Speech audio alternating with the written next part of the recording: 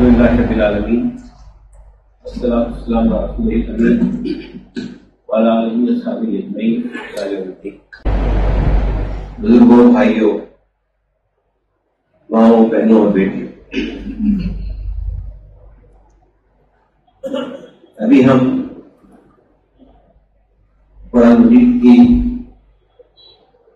آیات سن رہے تھے، اس کا درس ہم نے سنا جس میں ہم سے استقامت، صبر اور استقامت کا مطالبہ کیا گیا ہے۔ اس ملک میں جس نوعیت کے حالات سے ہم دوچار ہیں، یہ بنیادی اوصاف جو قرآن ہم سے چاہتا ہے اسے پیدا کرنے کی سخت ضرورت ہے۔ اس وقت مجھے جس موضوع پر جس عنوان کی گفتگو کرنی ہے وہ 2024 میں جو وقت ترمیم بل پارلیمنٹ پیش کیا گیا، جو اس وقت جوائنٹ پارلیمنٹری کمیٹی کے سامنے ہے، وہ ترمیم بل کیا ہے اور خدا نخواستہ اگر وہ نافذ ہو گیا تو کس قسم کے حالات سے ہم دوچار ہو سکتے ہیں، اس پر مجھے چند باتیں سامنے رکھنی ہیں۔ ہم جانتے ہیں یہ بات کہ اسلام میں اوقاف کی کیا حیثیت ہے۔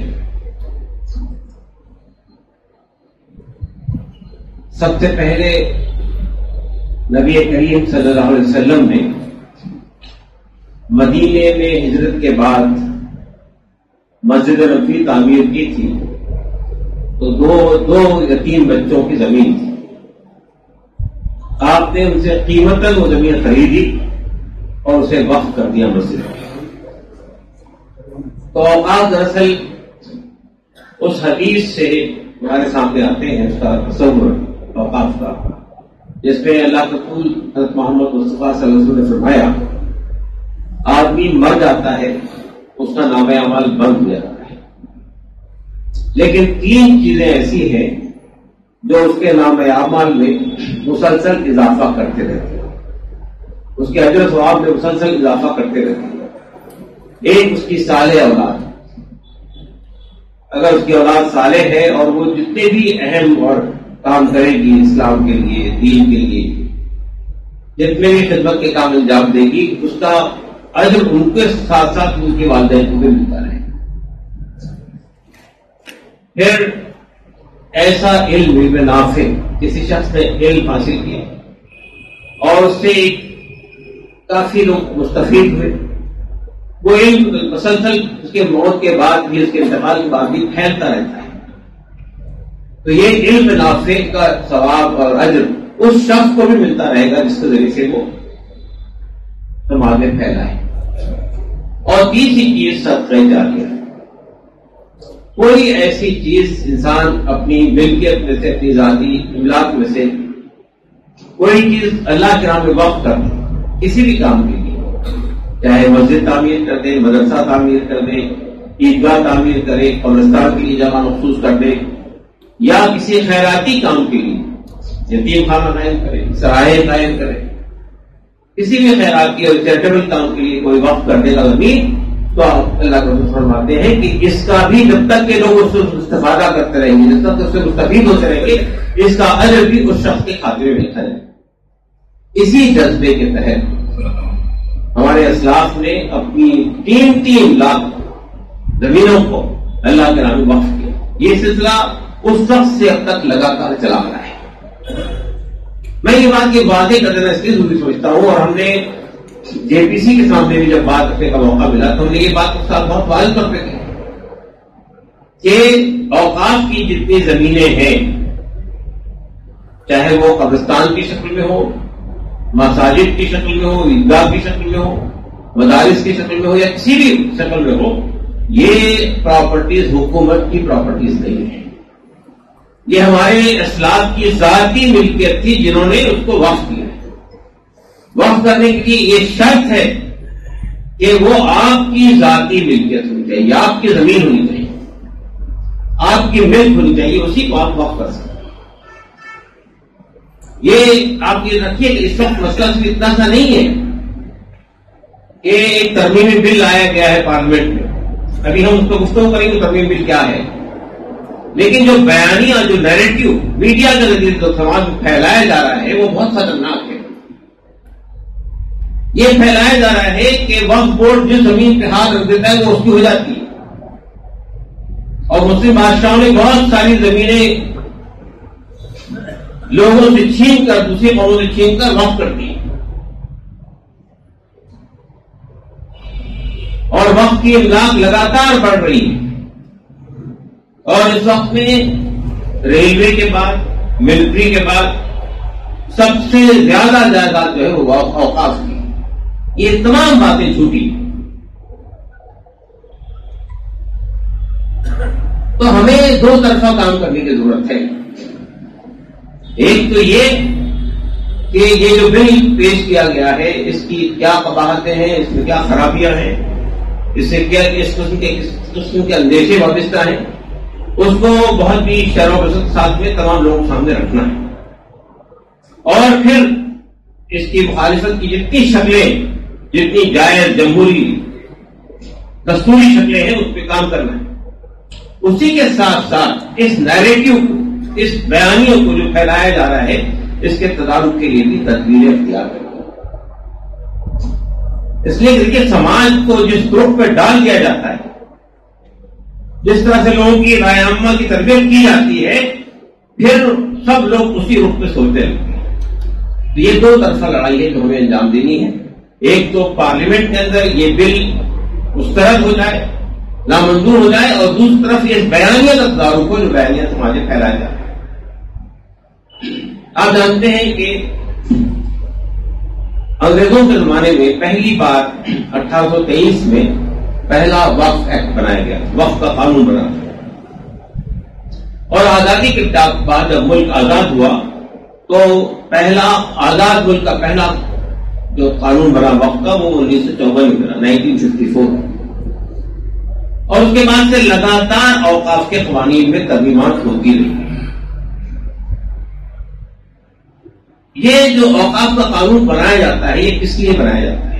یہ اوقاف کا قانون اس لیے بنایا جاتا ہے کہ وقف کی جو زمینیں ہیں، واقف کا جو منشا ہے، واقف نے جو زمینوں کو جس کام کے لیے وقف کیا ہے وہ کام ہوتا رہے، وہ اوقاف کی زمینوں کا تحفظ ہوتا رہے، اس کے لیے قانون بنایا جاتا ہے۔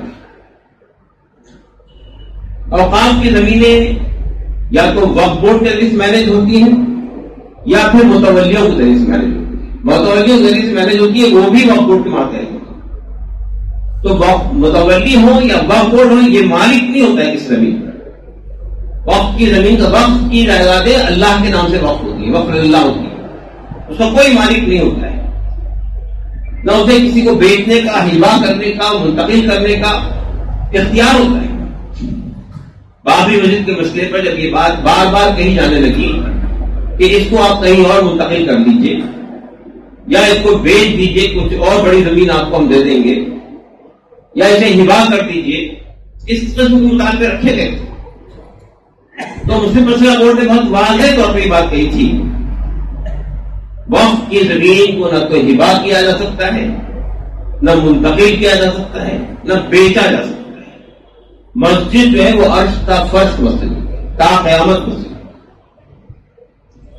تو ایک بات تو یہ سامنے رہے کہ وقف قانون جو بنایا جاتا رہا ہے وہ قانون اس لیے بنایا جاتا رہا ہے کہ وقف کی زمینوں کا تحفظ ہوتا رہے اور واقف کے منشا کے مطابق اس زمینوں سے لوگ فائدہ اٹھاتے رہے۔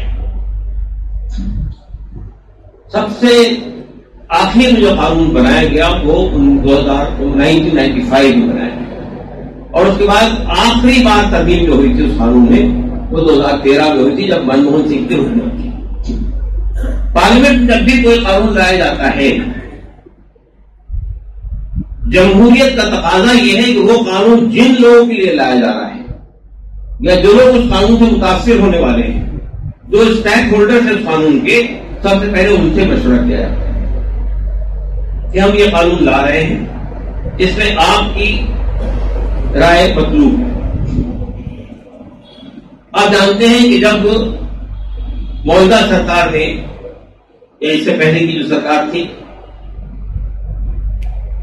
جب ایگریکلچر سے متعلق، زراعت سے متعلق 3 قانون منظور کیے تھے، اور اس وقت یہ تاثر کیا گیا تھا کہ ہم نے کسانوں کے مفاد میں یہ قانون بنائے ہیں اور کسانوں سے مشورہ کر کے بنائے ہیں.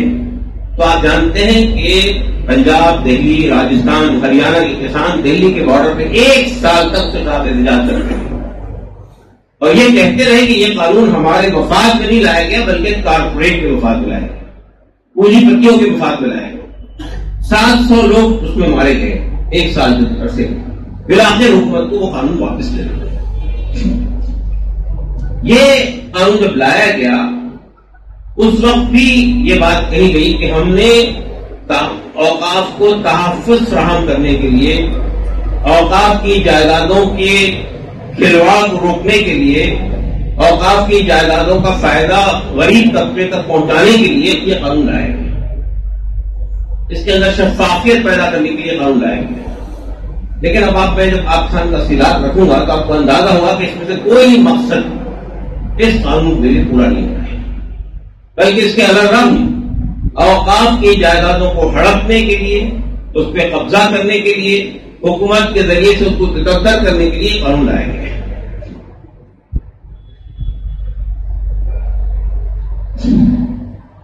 جب یہ مطالبہ ہوا کہ یہ قانون پر ہم سے کوئی مشورہ نہیں کیا گیا مسلمانوں سے، اور جب پارلیمنٹ، جب مسلمانوں نے یہ واضح کر دیا مسئلہ بورڈ نے کہ یہ واضح کر دیا کہ یہ قانون ہمارے لیے قابل قبول نہیں ہے اور ہم اس کی پرزور مخالفت کریں، تو پارلیمنٹ میں بھی جب یہ قانون پیش کیا گیا تو اس وقت اس کی زبردست مخالفت ہوئی.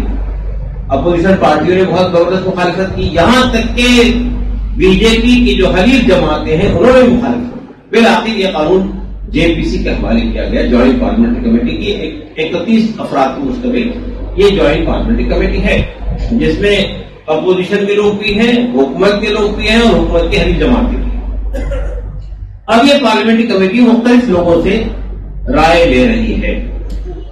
مسلمانوں کی بعض تنظیموں نے بھی رائے دی ہے اور انڈیا مسلم مسلح بورڈ نے بھی رائے دی ہے. اور جب اس نے یہ کہا کہ ہم اس پر پبلک سے رائے لینا چاہتے ہیں ای میل کے ذریعے سے، تو پہلی بات تو یہ ہے کہ پبلک سے آپ کیوں رائے لیں گے؟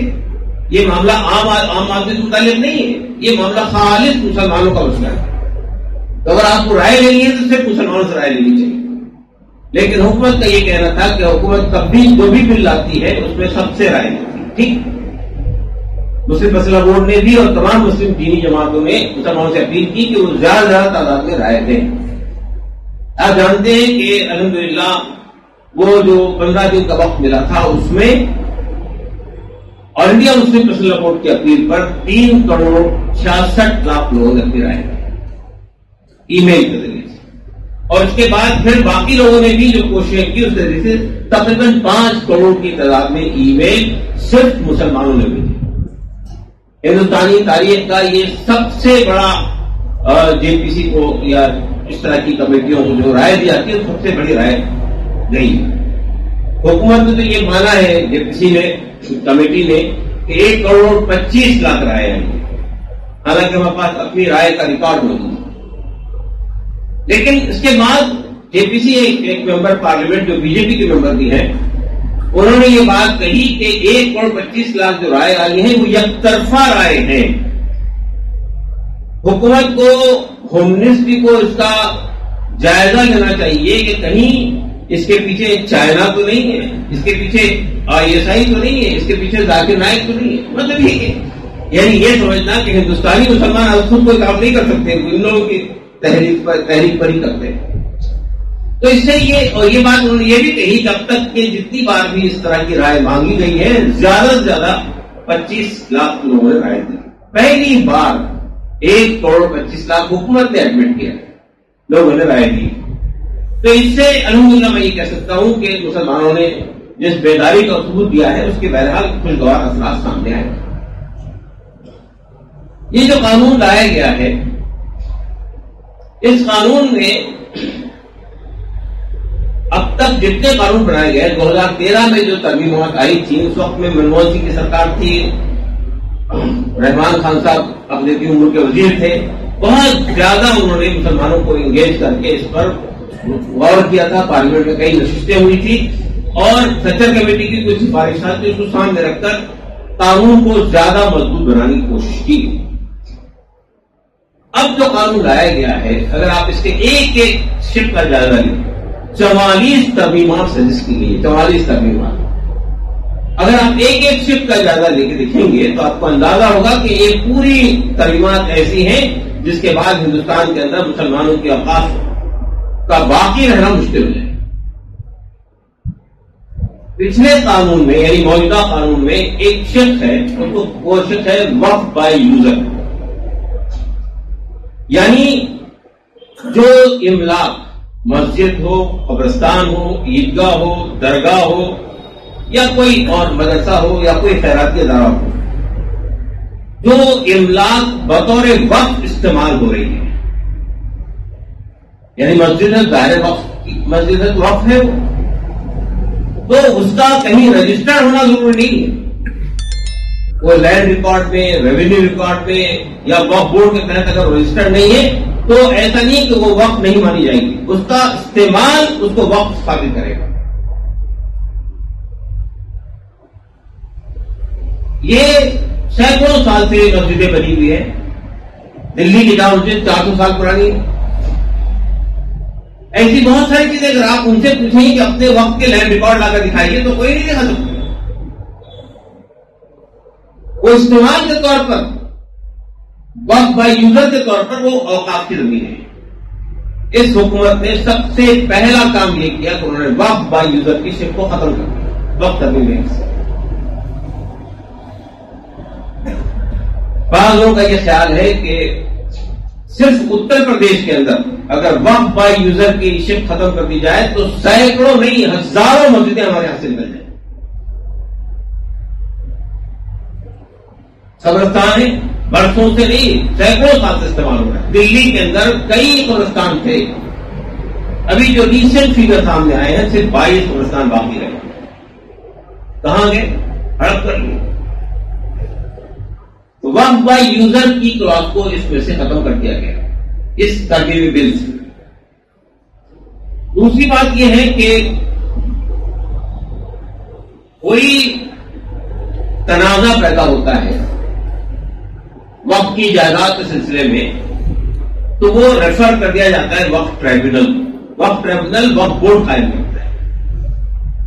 وقف ٹریبیونل کے 3 ممبر ہوتے ہیں، ایک ریٹائرڈ جج، ایک قانون کا جاننے والا اور ایک شریعت کے قانون کا جاننے والا، اور تینوں کا مسلمان ہونا شرط ہے. اس موجودہ ترمیمی ایکٹ میں سے شریعت کے جاننے والے کو اس سے نکال دیا گیا اور پھر یہ کہا گیا کہ اگر کوئی تنازع پیدا ہو جائے گا تو وہ وقف بورڈ نہیں طے کرے گا بلکہ حکومت اس جگہ کا جو کلیکٹر ہے اس کو ریفر کیا جائے گا. اور کلیکٹر اگر یہ کہہ دے گا کہ یہ زمین وقف کی زمین نہیں ہے تو وہ حکومت کو رپورٹ دے گا، اسٹیٹ گورنمنٹ کو رپورٹ دے گا اور اسٹیٹ گورنمنٹ پھر وقف بورڈ سے کہے گی کہ آپ اس اوقافی جائیداد کو اپنی فہرست سے خارج کر دیں. پھر اس قانون کے اندر ایک ایسی شق ڈالی گئی ہے جو اس سے پہلے کبھی نہیں تھی، وہ ہے حکومت کی شق. یعنی مرکزی حکومت، state government, municipal corporation, panchayat, semi autonomous ادارے حکومت کے، وہ سب گورنمنٹ کی شق میں شامل کیے گئے. اگر کسی اوقاف کی زمین پر حکومت کا کلیم ہے، یعنی حکومت مراد ان سب لوگوں کا جن کا میں نے ذکر کیا، کسی کا بھی کلیم ہے تو پھر وہ جو ہے کلیکٹر کے حوالے کیا جائے گا کہ آپ یہ طے کیجئے کہ یہ زمین کس کی ہے. آپ اندازہ لگائیے کہ اور کلیکٹر کس کے ماتحت کام کرتا ہے آپ جانتے ہیں؟ کیا کلیکٹر حکومت کے منشا کے خلاف کوئی فیصلہ کر سکتا ہے؟ تو اب اگر کلیکٹر یہ کہہ دے کہ یہ زمین حکومت کی زمین ہے یا میونسپل کارپوریشن کی زمین ہے یا پنچایت کی زمین ہے یا کسی آٹونومس باڈی کی زمین ہے تو یہ پھر کلیکٹر اسٹیٹ گورنمنٹ کو رپورٹ کرے گا اور اسٹیٹ گورنمنٹ وقت سے کہے گی کہ آپ اپنے یہاں سے اس زمین کو خارج کریں. آج سینکڑوں ہزاروں لاکھوں پراپرٹیز ایسی ہے جو حکومت کے قبضے میں ہے, ان کا ڈسپیوٹ چل رہا ہے وقت ٹریبونل میں. اور ابھی آپ کو یہ سن کر تعجب ہوگا کہ یہ جو جے پی سی ملاقاتیں کر رہی ہے مختلف لوگوں سے, اس میں دلی میں انہوں نے 3 منسٹریز کے لوگوں کو بھی بلایا, ریلوے منسٹری کے لوگوں کو بلایا, روڈ ٹرانسپورٹ منسٹری کے لوگوں کو بلایا, ایک اور منسٹری کو بلایا, آرکیولوجیکل سروے آف انڈیا کو بلایا, اور ان سب نے متفقہ طور پہ اس بل کی تائید کی اور یہ کہا کہ ہماری بہت سارے کلیم جو ہیں وقت کی پراپرٹی پر وہ ٹرائبونل کے اندر پھنسے ہوئے ہیں. اگر یہ فیصلہ ہو جاتا ہے کہ اس کا فیصلہ کلیکٹر کرے گا, یہ ہم کو ہمارے لیے قابل حقوق ہے. آپ اندازہ لگائیے مسئلہ اگر حکومت کا آئے گا تو پھر وہ زمین کس کے حوالے ہو جائے گی؟ فیصلہ کرنا ہے کلیکٹر کو. کلیکٹر جو ہے آئی ایس آفیسر ہوتا ہے, اور وہ آئی ایس آفیسر جو ہوتا ہے وہ مرکزی اور اسٹیٹ دونوں گورنمنٹ کا افسر ہوتا ہے. تو ظاہر بات ہے کہ وہ فیصلہ کس کے حق پہ ہوگا, آپ اچھی طرح جانتے ہیں. پھر ایک بات اس میں یہ بھی تھی وقت قانون میں یہ کہ جو ہمارے ملک میں قانون ہے, آپ میں بیشتر لوگ واقف ہوں گے, لا آف لمیٹیشن, یا اس کو آپ دوسرے الفاظ میں کہیں گے لا آف ایڈورس پوزیشن, قانون قبضہ مخالفانہ کا قانون. یعنی وہ قانون یہ کہتا ہے کہ کسی پراپرٹی پر, چاہے وہ پراپرٹی آپ کی ہو یا نہ ہو, کسی پراپرٹی پر اگر آپ کا قبضہ ہے اور 12 سال تک اس کو کسی نے چیلنج نہیں کیا, وہ پراپرٹی آپ کی ہو جائے گی. لیکن اوقاف کی جائیدادوں کو, اوقاف سے مراد صرف مسلمانوں کے اوقاف نہیں, ہندوؤں کے انڈاؤمنٹ, سکھوں کے انڈاؤمنٹ, عیسائیوں کے انڈاؤمنٹ اور مسلمانوں کے انڈاؤمنٹ یعنی اوقاف, ان سب کو لا آف لمیٹیشن سے ایگزم کر دیا گیا, اس سے مستثنا کر دیا گیا کہ یہ لا آف لمیٹیشن تحت میں نہیں آئے گا. ابھی جو ترمیم لائی گئی ہے اس میں سے وقف کی جائیدادوں کو کا جو استثنا تھا, جو اس کو ایگزم کیا گیا تھا, اس کو ختم کر دیا گیا کہ اگر کسی زمین پر کسی آدمی نے قبضہ کر رکھا ہے اور وقف بورڈ نے یا کسی متولی نے اس کو چیلنج نہیں کیا 12 سال کے اندر, تو وہ پراپرٹی اس آدمی کی یا اس جس نے قبضہ کر رکھا اس کی ہو جائے گی. اگر یہ بل اس حالت میں منظور کیا گیا تو آپ کو بتانا چاہتا ہوں کہ پنجاب میں, ہریانہ میں ایسی بہت ساری مساجد ہیں, ایسی بہت ساری اوقاف کی جائیدادیں ہیں جس پر دوسرے لوگ بیٹھے ہوئے ہیں قبضہ کیے, اس لیے کہ پارٹیشن کے وقت میں مسلمان پنجاب سے اور ہریانہ سے بڑی تعداد میں پاکستان چلے گئے. وہاں کوئی مسلم آبادی نہیں ہے, لیکن وقف بورڈ کا اس پہ کلیم ہے, دعویٰ ہے, اور جب بھی وہاں کوئی ایسی حکومت آئے گی جو ہماری بات سننے کی پوزیشن میں ہوگی تو وہ تمام جائیدادیں آپ کو واپس ملے گی. اور آپ ابھی بھی پنجاب میں سکھ واپس کر رہے ہیں ان جائیدادوں کو, وہاں مسجدیں تعمیر ہو رہی ہے دوبارہ, مسجدیں آباد ہو رہی وہاں دوبارہ. لیکن اگر یہ قانون منظور ہو گیا تو پھر وہ تمام جائیدادیں آپ سے نکل جائیں گی. لیکن افسوس کی بات یہ ہے کہ یہ قانون تو مسلمانوں کے لیے لایا جا رہا ہے کہ لا آف لمیٹیشن سے, لا آف ایڈورس پوزیشن سے اب اوقاف کی جائیدادیں مستثنا نہیں ہوگی, لیکن ہندوؤں کی جائیدادوں کے لیے, سکھوں کی جائیدادوں کے لیے, عیسائیوں کی جائیدادوں کے لیے ابھی بھی وہ قانون باقی ہے. ان کے ایگزمپشن کو ختم نہیں کیا گیا, ان کے استثنا کو ختم نہیں کیا گیا. یہ ایک ڈسکریمنیٹری فیصلہ ہے جو اس گورنمنٹ نے کیا ہے. پھر ایک بات آپ کو بتا دوں کہ ہمارے ہاں اوقاف کو مینج کرنے کے لیے 2 قسم کے ادارے حکومت بناتی ہے. ایک ہے سینٹرل وقف کونسل اور ایک ہے وقف بورڈ. اسٹیٹ کے سطح پر وقف بورڈ ہوتا ہے اور سینٹر کے سطح پر سینٹرل وقف کونسل ہوتا ہے. سینٹرل وقف کونسل کا کام یہ ہوتا ہے کہ وہ یہ دیکھے کہ جو وقف بورڈ ہے وہ قانون کے تحت کام کر رہے ہیں یا نہیں کر رہے ہیں وغیرہ وغیرہ. اس میں جو ممبران ہوتے ہیں اس کے لیے شرط یہی ہے کہ اس کو سب مسلمان ہونے چاہیے.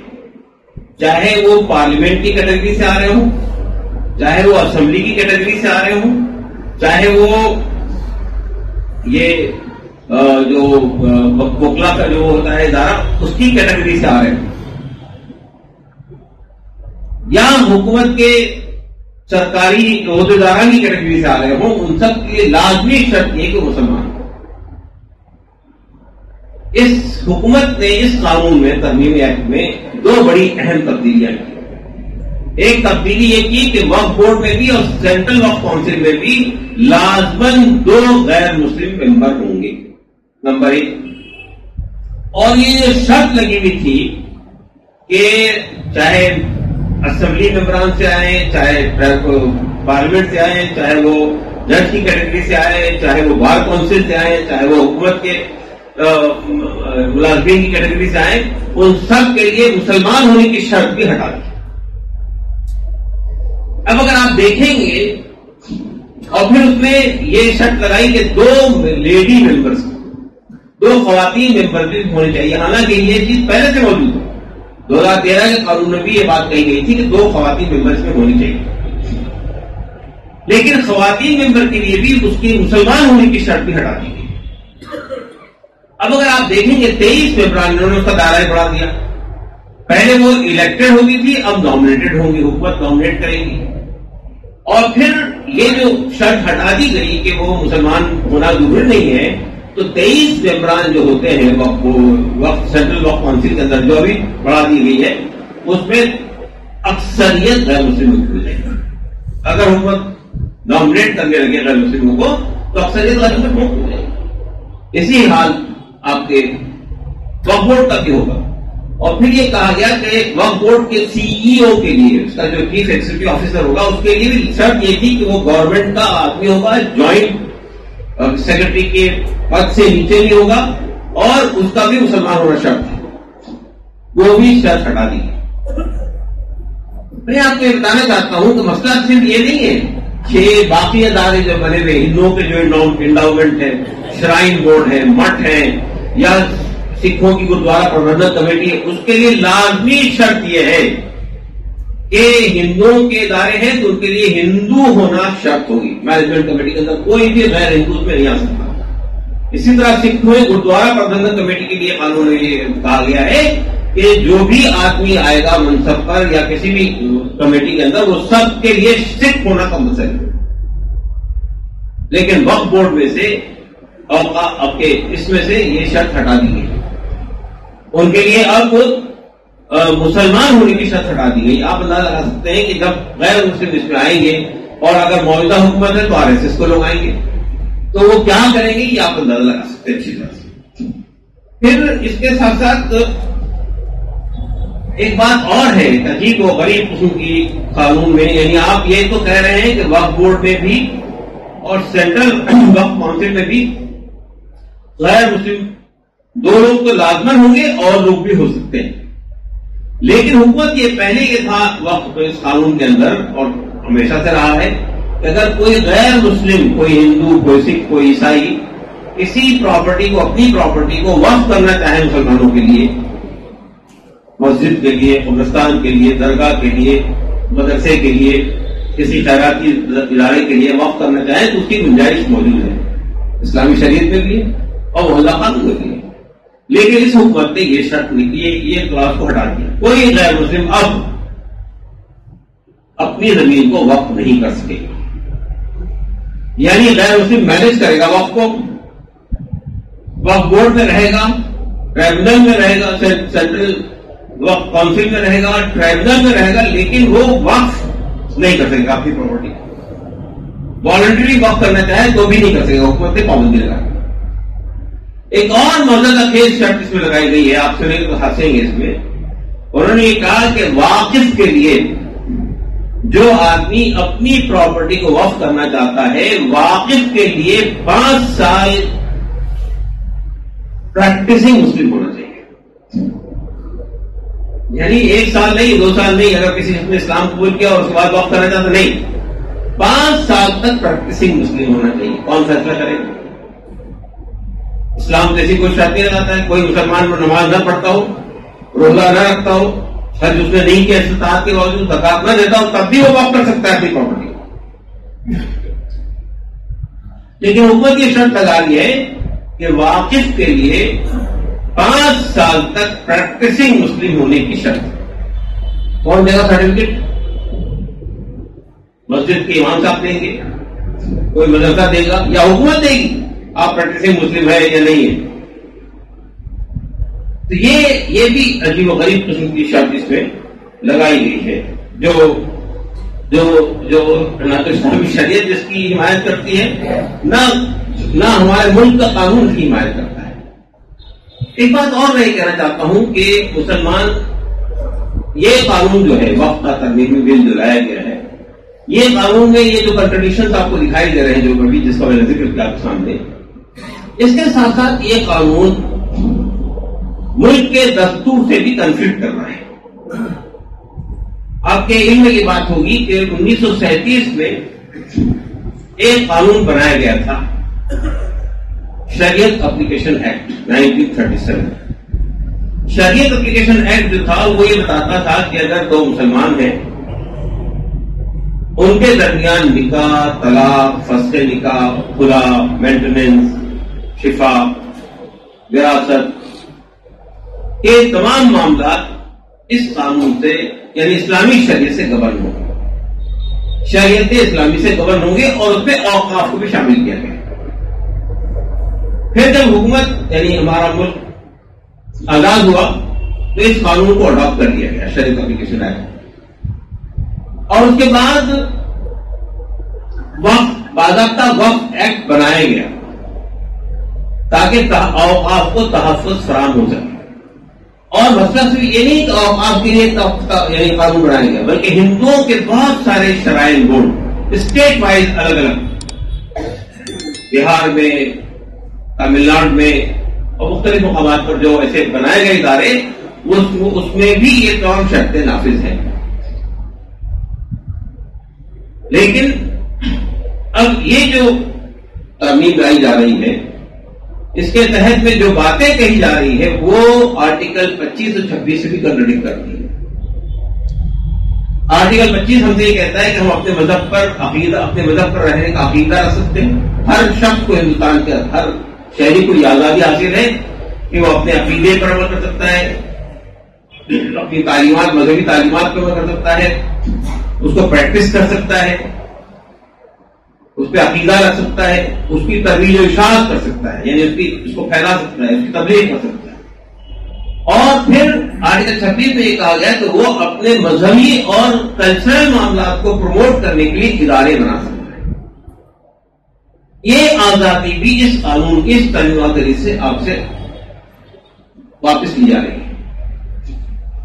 تو اگر آپ یہ دیکھیں گے کہ یہ جو قانون لایا گیا ہے, یہ قانون اگر خدا نہ خواستہ پارلیمنٹ سے منظور کر دیا گیا تمام تر مخالفت کے باوجود, آپ دیکھتے ہیں کہ یہ حکومت نے جب سے اسلام سے متعلق, مسلمانوں سے متعلق قانون سازی کرنے کا کام شروع کیا ہے تو پہلا قانون لایا گیا تھا ٹرپل طلاق. آپ نے دیکھا ٹرپل طلاق کا ایشو سپریم کورٹ میں چلا. مسلم مسئلہ کورٹ نے کہا کہ مسلمانوں میں کوئی شخص ٹرپل طلاق دیتا ہے تو 2 نقطہ نظر پائے جاتے ہیں شریعت کے تحت. ایک نقطہ نظر وہ ہے جو اس کے یعنی چاروں جو مسالک ہیں وہ تمام مسالک کے ذریعے متفق علیہ ہے کہ اگر کوئی آدمی ٹرپل طلاق دے گا تو وہ واقع ہو جائے گا. لیکن ایک مسئلہ اور ہے, اہل حدیث مسلک وہ یہ کہتا ہے کہ اگر ایک آدمی ایک مجلس میں 3 طلاق دے, 1000 دے, 100 دے, وہ ایک ہی ہو. یہ دونوں موقف رکھے سپریم کورٹ کے سامنے. لیکن سپریم کورٹ کا فیصلہ یہ تھا کہ کوئی آدمی ٹرپل طلاق دے گا تو وہ ٹرپل طلاق انویلڈ ہو, وہ واقع نہیں ہو. ٹھیک ہے, تو اس میں حکومت نے قانون بنایا. آپ دیکھیں کتنا مدد خیز قانون بنایا. حکومت نے قانون بنایا کہ اگر کوئی آدمی 3 طلاق دیتا ہے تو ایک بھی طلاق نہیں ہوگی, نہ 3 ہوگی نہ 1 ہوگی, انویلڈ ہو جائے گی. وہ لوگ میاں بیوی کی حیثیت سے باقی رہیں گے. یہ شریعت میں واضح داخل ہے. مسلمانوں کو کوئی مسئلہ یہ نہیں کہتا ہے کہ کوئی آدمی 3 طلاق دے دے اس کے بعد بھی رشتہ باقی رہے گا. پھر آگے سنیے اس قانون میں اور یہ کہتا ہے کہ وہ جو آدمی نے 3 طلاق دیا وہ قابل سزا اور مجرم ہوگا. آپ کہہ رہے وہ انویلڈ ہے، واقع نہیں ہوئی لیکن وہ جرم ہو گیا اور وہ 3 سال تک کے لیے جیل جائے گا. پھر ایک اور مدخل بات ہے کہ 3 سال جیل میں رہنے کے باوجود بھی وہ اپنے بیوی بچوں کا نفقہ دیتا رہے گا، مینٹیننس کرتا رہے گا، اور جب جیل سے چھوٹ کر آئے گا تو دونوں میاں بیوی پھر دوبارہ زندگی گزارے گا. حرام کاری کے ساتھ واضح دعوت دی جائے گی اور اسی نوعیت کا یہ قانون جو لایا گیا ہے. تو اب سوال یہ پیدا ہوتا ہے کہ ہمارے سامنے آپشنز کیا ہیں. قانون لایا، حکومت کا منشا واضح ہے، حکومت کیا کرنا چاہتی ہے بالکل واضح ہے، کلیئر ہے. اگر ہم ہاتھ پہ ہاتھ دھرے بیٹھے رہیں گے تو پھر اس بات کا اندیشہ ہے یہ جو آپ کی مساجد ہیں، یہ آپ کے جو قبرستان ہیں، یہ آپ کی جو درگاہیں ہیں، جہاں صورتحال یہ ہے ہندوستان کے اندر کہ بابری مسجد کی لڑائی لڑی گئی.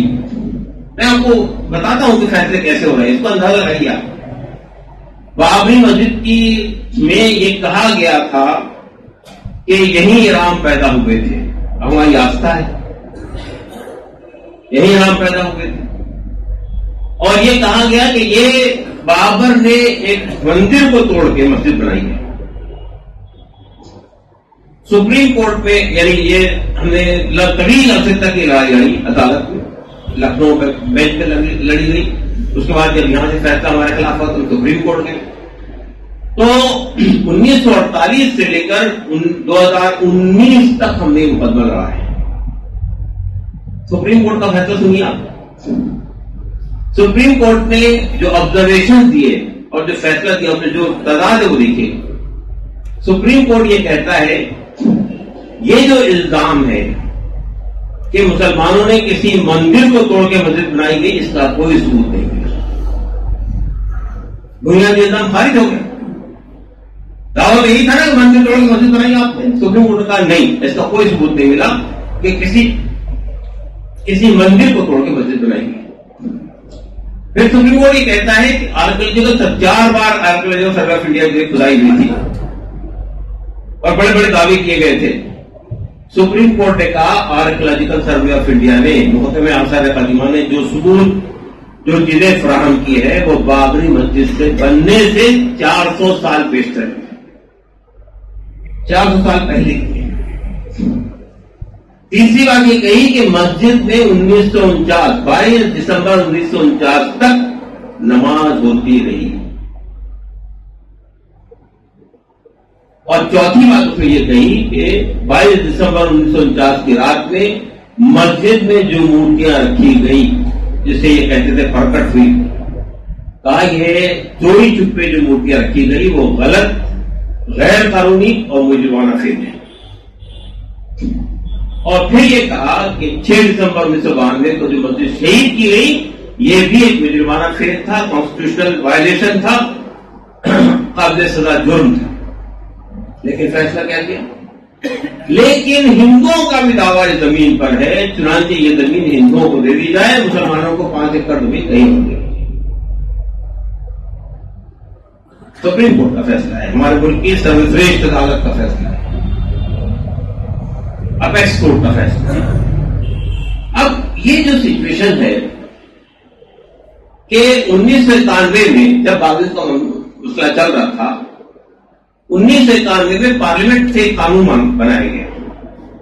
وہ قانون ہے ورشپ پلیسز ایکٹ. وہ یہ کہتا ہے کہ 15 اگست 1947 کو جس عبادت گاہ کی جو پوزیشن تھی وہ علی حال ہی باقی رہے گی، اس کو چینج نہیں کیا جا سکے. چاہے وہ چرچ ہو، چاہے وہ مندر ہو، چاہے وہ مٹھ ہو، چاہے وہ گردوارا ہو، چاہے وہ مسجد ہو.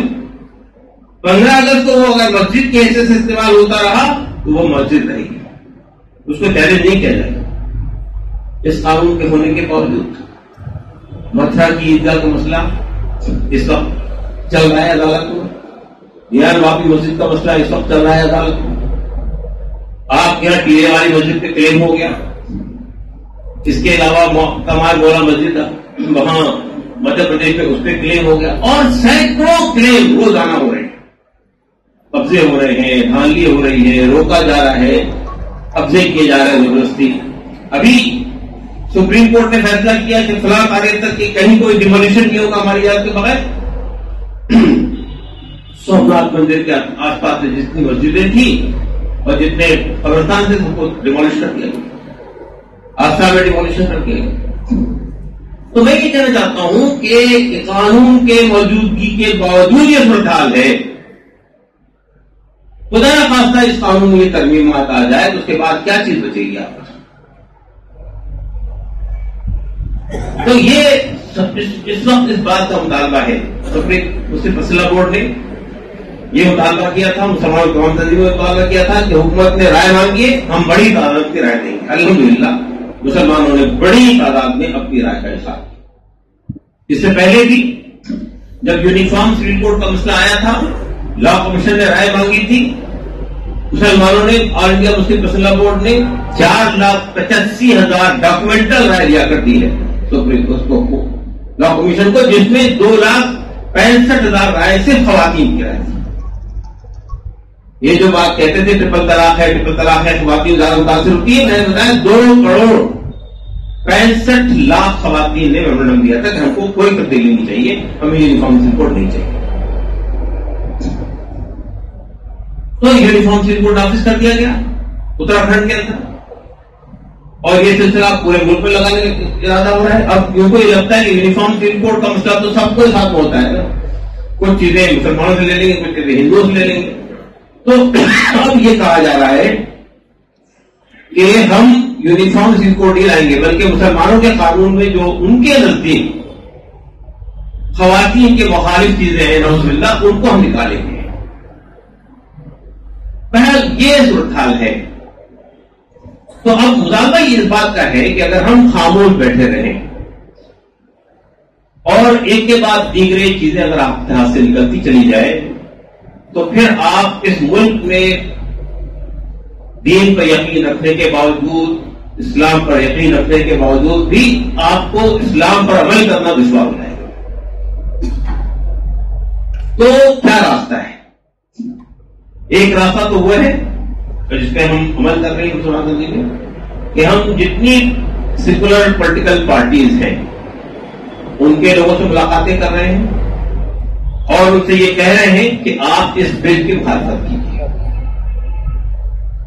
جتنی حریف جماعتیں ہیں بی جے پی کی، Chandra Babu Naidu T D P کے، اور Nitish Kumar J D you کے، چراغ پاسوان، ان سب سے ملاقاتیں کی جا رہی ہیں اور ان سے کہا جا رہا ہے کہ یہ بل کی آپ مخالفت کریں گے. ہم نے یہ بات واضح کر دی ہے، مخالفت کرنے کا مطلب پارلیمنٹ میں رہ کر مخالفت میں ووٹ دیں گے، غیر حاضر نہیں ہوں گے. غیر حاضری کو بھی تائید ہی سمجھیں گے ہم. وہاں کی جو لوگ ایبسٹین کر جاتے ہیں پارلیمنٹ کے اندر، وہ حکومت کو راستہ فراہم کر دیتے ہیں کہ آپ جائیے بس منظور کر لیجیے. تو یہ بات ہم نے کہا کہ دیکھیے، اگر کوئی ہم اس کو یہ اپنے دین کا ایک بنیادی مسئلہ سمجھتے ہیں، کوئی پولیٹیکل پارٹی، چاہے وہ اکھلیش یادو کی پارٹی ہو، چاہے وہ تیجسوی یادو کی پارٹی ہو، چاہے وہ مایاوتی کی پارٹی ہو، چاہے وہ کانگریس پارٹی ہو، چاہے کوئی بھی پارٹی ہو جو مسلمانوں سے ووٹ مانگتی ہے، اگر وہ اس بل کی حمایت کرے گی تو ہم اسے ہماری مخالفت سمجھیں گے اور ہم آپ کے حق میں ووٹ کا استعمال نہیں کریں گے، چاہے بی جے پی اختیار کر جائے. اور یہی بات ہم ٹی ڈی پی کے لوگوں سے بھی کہہ رہے ہیں اور یہی بات ہم جے ڈی یو سے بھی کہہ رہے ہیں. اس پہ ہمیں قائم رہنا ہے، اس لیے کہ جب تک کہ یہ لوگ یہی زبان سمجھتے ہیں، کوئی اور زبان نہیں سمجھتے. دوسری بات، اگر ضرورت محسوس ہوئی کہ آج جس طرح کسانوں نے کیا اور ہم نے کیا تھا نا سی اے کی تحریک میں، ہمارے بچوں نے، ہماری خواتین نے 287 مقامات کے شاہین باغ بنائے تھے ہندوستان کے اندر. آپ کیا نہیں تھا؟ اگر کوئی نہ آتا تو شاید سی اے کا قانون کو ہم ختم کرا کے دم لیتے. لیکن اب اگر یہ مطالبہ ہوتا ہے، جس طرح کسانوں نے 1 سال تک دلی کے بارڈر پہ دھرنا دیا، بالآخر حکومت کو واپس لینا پڑا، اگر ایسی نوبت آئی اور مسلم تنظیموں نے آل انڈیا مسلم پرسنل بورڈ نے جو ہمارا مشترکہ متفقہ پلیٹ فارم ہے، یہ آواز دی کہ ہمیں اس کے لیے سڑکوں پہ آنا ہے، یہ آواز دی کہ اس کے لیے ہمیں اسمبلی کے باہر مظاہرہ کرنا ہے، یہ آواز دی کہ ہمیں پارلیمنٹ کے باہر مظاہرہ کرنا ہے۔ ظاہر ہے کوئی بھی مظاہرہ ہوگا وہ دستور کے دائرے میں ہی ہوگا، وہ جو ہے جمہوریت کے مطابق نہیں ہوگا، وہ جو ہے قانون کی خلاف ورزی کر کے نہیں ہوگا، پیسفل ہوگا، قرآن طریقے سے ہوگا، لیکن بہرحال ہم میدان میں آئیں گے۔ تو یہ کروڑوں مسلمانوں کو بھی میدان میں آنے کی ضرورت پڑے گی۔ میں آپ کو یقین دلاتا ہوں مسئلہ صرف مسلمانوں تک محدود نہیں رہے گا، آپ کے ساتھ سکھ بھی کھڑے ہوں گے، آپ کے ساتھ عیسائی بھی کھڑے ہوں گے، آپ کے ساتھ بدھسٹ بھی کھڑے ہوں گے، آپ کے ساتھ دلت بھی کھڑے ہوں گے، آپ کے ساتھ ٹرائبل بھی کھڑے ہوں گے۔ ہم نے جب یہ یونیفارم سول کوڈ کا مسئلہ چل رہا تھا اور بار بار حکومت کہہ رہی تھی اور پردھان منتری صاحب اپنی تقریروں بھی کہہ رہے تھے جگہ جگہ کہ ہم یونیفارم سول کوڈ لاگو کریں گے، تو ہم لوگوں نے دلی میں ایک راؤنڈ ٹیبل میٹنگ کی پرسنل بورڈ کے پلیٹ فارم سے، جس میں سکھوں کو بلایا، عیسائیوں کو بلایا، بدھسٹوں کو بلایا، دلتوں کو بلایا، ٹرائبلز کو بلایا، اور ان کو یہ بتایا کہ یہ پہلا حملہ ہم پر ہے، یہ جو کلچر پہ حملہ ہو رہا ہے یا ہماری روایات پہ حملہ ہو رہا ہے یا ہماری مذہب پر حملہ ہو رہا ہے، یہ پہلا ہم پہ ہے، پھر کوئی اور بیٹھنے والا نہیں ہے۔ اس کے بعد ہم سب نے ایک مشترکہ پریس کانفرنس کی اور واضح کہہ دیا کہ یونیفارم سول کوڈ ہم میں سے کسی کے لیے بھی قابل قبول نہیں ہے۔ ہم اس کی اہتمام بھی کر رہے ہیں کہ اوقاف کے مسئلے پر بھی یہ تمام لوگ ہمارے ساتھ کھڑے ہوں گے، لیکن پہلا شرط یہ کہ آپ کھڑے ہوں تو آپ ساتھ آئیں گے، آپ پیچھے ہٹ جائیں گے پھر کوئی آپ کے ساتھ نہیں آئے گا۔ ابھی سی اے کے اندر یہی ہوا تھا، ہمارے شاہین باغ دلی کا شاہین باغ تھا، اس میں سکھوں نے جا کے لنگر لگا دیے تھے، عیسائی آ رہے تھے، لیفٹ کی پارٹیوں نے جا کے حمایت کی تھی۔ تو یہ جو ہماری طاقت کا ہم نے ابھی چند دن پہلے ہی مظاہرہ کیا، یہ ہم یعنی کوئی دنیاوی چیز کے لیے نہیں کر رہے ہیں، نہ کوئی ہم پارلیمنٹ میں اور اسمبلی میں ٹکٹیں حاصل کرنے کے لیے نہیں کر رہے ہیں، نہ کوئی پوزیشن حاصل کرنے کے لیے، یہ اپنے دین کے تحفظ کے لیے کر رہے ہیں، اپنی مساجد کو بچانے کے لیے کر رہے ہیں، اپنی عیدگاہوں کو بچانے کے لیے کر رہے ہیں، اپنے قبرستانوں کو بچانے کے لیے کر رہے ہیں، اپنے چیریٹیبل انسٹیٹیوشن کو بچانے کے لیے کر رہے ہیں، اپنے مدارس کو بچانے کے لیے کر رہے ہیں۔ مسئلہ ایک چیز پہ حملہ نہیں ہو رہا ہے۔ ابھی چند دن پہلے آپ کے یہ بات ہوگی، اتر پردیش کا روز معلوم ہونا چاہیے کہ اتر پردیش کے چیف سیکرٹری نے اتر پردیش کے 8,849 مدرسوں کو، جس میں دارالعلوم دیوبند بھی شامل ہے، نظرالعلماء لکھنؤ بھی شامل ہے، جامعہ اشرفیہ مبارکپور بھی شامل ہے، جامعہ سلفیہ بھی شامل ہے، جامعۃ الفلاح بھی شامل ہے، جامعۃ الاسلام بھی شامل ہے، ان سب کو ایک نوٹس جاری کیا تھا، اور وہ نوٹس یہ تھا کہ آپ لوگ RTI ایکٹ کے خلاف کام کر رہے ہیں، آپ بیسک ایجوکیشن نہیں دے رہے بچوں کو، آپ جو ہے مدرسوں کو بند کیجیے اور ان تمام بچوں کو اسکولوں میں منتقل کر دیجیے۔ ہم نے آگے یوگی صاحب سے ملاقات کی، پرسنل بورڈ کا وفد گیا تھا ملنے کے لیے، ان سے کہا کہ آپ کا یہ جو فیصلہ ہے یہ کانسٹیٹیوشن کے خلاف ہے، یہ فیصلہ RTI ایکٹ کے خلاف ہے۔ RTI ایکٹ جو بنایا گیا تھا، تعلیم قانون جو بنایا گیا تھا تعلیم پہ، کمپلسری تعلیم کا، اس میں مدرسوں کو اور ویدک پاٹھشالوں کو ایگزمپٹ کیا گیا تھا۔ یہاں پہ نوٹس جاری ہونے شروع ہو گئے تھے مدرسوں کو، DM کرنے جا رہے تھے، اس پہ روک لگی ہے۔ تو میں یہ کہنا چاہتا ہوں جتنے لیگل، قانونی، جمہوری، دستوری راستے اویلیبل ہیں ان سب کا ہمیں استعمال کرنا پڑے گا۔ یاد رکھیے گا کہ اگر خدا نے آج تک اس قوم کی حالت نہیں بدلی، نہ ہو جس کو خیال آپ اپنی حالت کے بدل لے گا۔ اگر ہم سامنے آئیں گے تو اللہ تعالیٰ کا فیصلہ ہے، تم ایک ہاتھ بڑھو میں 10 ہاتھ آؤں گا، تم چل کر آؤ میں دوڑ کر آؤں گا، اللہ کی تعریف نصرت کو حاصل ہوگی انشاءاللہ۔ لیکن شرط یہی ہے کہ ہمیں میدان پر جانا ہوگا۔ ربنا تقبل منا انک انت السمیع العلیم وتب علینا انک انت التواب الرحیم وآخر دعوانا الحمد للہ۔